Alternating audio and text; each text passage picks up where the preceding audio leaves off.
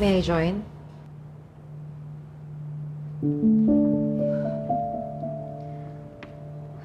Yes, are you okay? Naririnig kasi kita dun eh. Naawa ako sa'yo. Baka kailangan mo ng kausap. Amira nga pala. Pamela.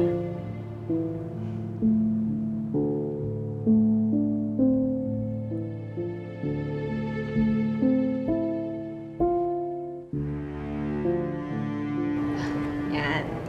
Thank you. Oh, siya, asan na nga ba tayo?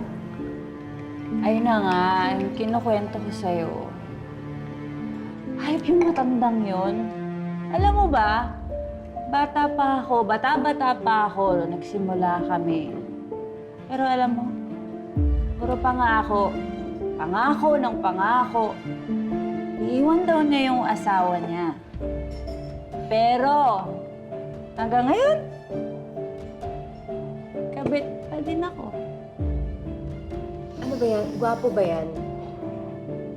Oo. Mayaman. Oo. Kaya siguro di mo maiwan. Uy, mahal ko yun. Tingin nga ng itsura niya. Di mo maiwan-iwan. Papakita ko siya. Eto. Ang gwapo naman pala kasi talaga. Medyo may edad lang. Ang gwapo, ha? Oo, siyempre. At wala na akong pakialam kahit sino pang makaalam ng relasyon namin. Alam mo, ang tagal ka nang niloloko nito. Pinapaasa ka. Kung meron lang yung anak na lalaki, sana yun nalang pinatuloy mo. Diba? Actually, oo, meron.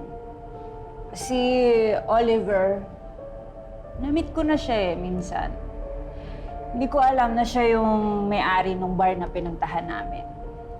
Pero alam mo, ito yung nakakatawa. Hindi niya alam na sugar daddy ko yung tatay niya. At niligawan ako. Talaga? Oo. Naku. Lalaki talaga. Pero alam mo, I think it's time. Time. Ikaw naman gumante. Saktan mo siya.